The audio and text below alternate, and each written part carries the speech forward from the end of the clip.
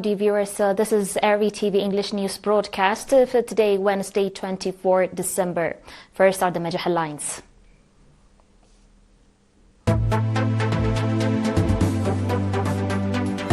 Training on administration and leadership organized in Masawa. Encouraging students to school enrollment registered in Galo subzone. At least 2 civilians killed in Aleppo violence. And Russia backs Venezuela in standoff with the U.S. Starting with your local reports, training on administration and leadership was provided to 72 youth in the Masawa subzone. The training covered administration and leadership, self-development, communication, promotion of club activities, as well as teamwork and collective work. Mr. Dawit Takhlom, head of the National Union of Eritrean Youth and Students branch in the subzone, indicating that the objective of the training was to enhance the overall capacity of the youth. He said that similar training programs will be organized for members of the union. Mr. Suleiman Yusuf, head of political affairs of the union branch, added that a strong effort will be exerted to enhance the program in collaboration with partners so that it will have a solid community foundation. At the event, an assessment of activities of 2025 was conducted, along with discussion on programs planned for 2026.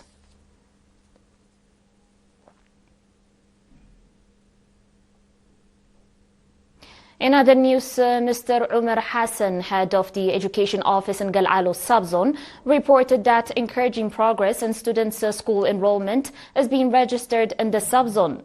Mr. Umar went on to say that as a result of the substantial investment the government is making in the education sector, the expansion of schools in the subzone has reached all administrative areas, and the number of students' school enrollment has increased by 30%. Noting the significant contribution of preschools in nurturing national values, Mr. Umar said that this year 32 preschools have been constructed, and the number of children attending has increased by 41%.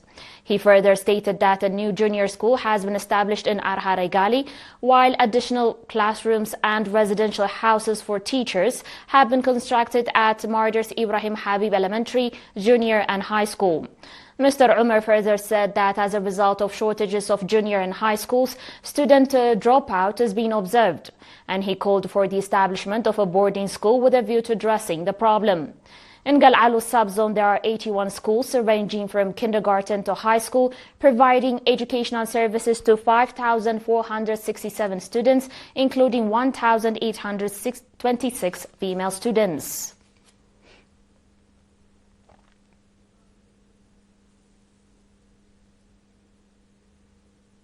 Coming up is your international report, dear viewers, so stay tuned.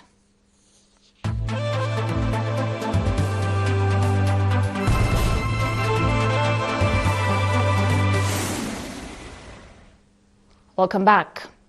Wounded people arrived at Al-Razi Hospital in Aleppo following clashes on Monday between Kurdish-led Syrian Democratic Forces and Syrian government forces in the city.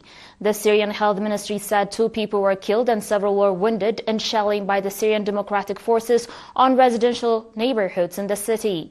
The injuries included 2 children and 2 civil defense workers.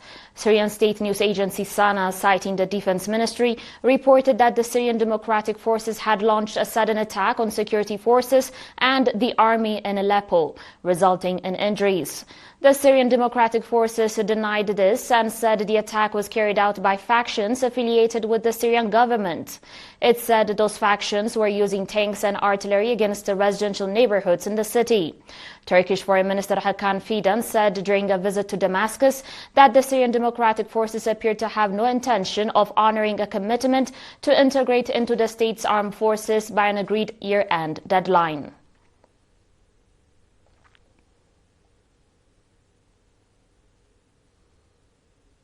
In today's final report, Russia has reaffirmed its full support and solidarity with Venezuela as the country faces a U.S. military blockade in the Caribbean, Moscow's foreign ministry has announced. Washington has deployed multiple naval vessels to the region since September, attacking boats it claims are involved in drug trafficking and blocking oil tankers from entering or leaving the country.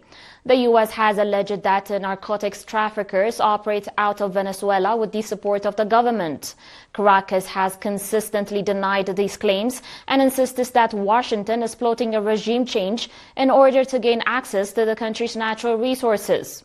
On Monday, Russian Foreign Minister Sergei Lavrov held a phone conversation with his Venezuelan counterpart, during which he expressed serious concern over Washington's increasingly escalatory actions in the Caribbean Sea. Lavrov added that the U.S. military buildup could lead to far-reaching consequences for the region and create a threat to international maritime navigation.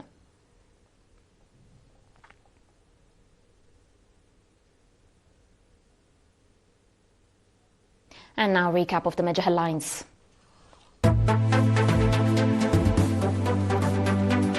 Training on administration and leadership organized in Masawa. Encouraging students' school enrollment registered in Galo subzone.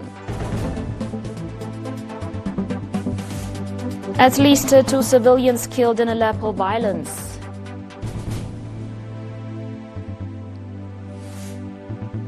And Russia backs Venezuela in standoff with the U.S. Dear viewers, that was it for today. Thanks for watching.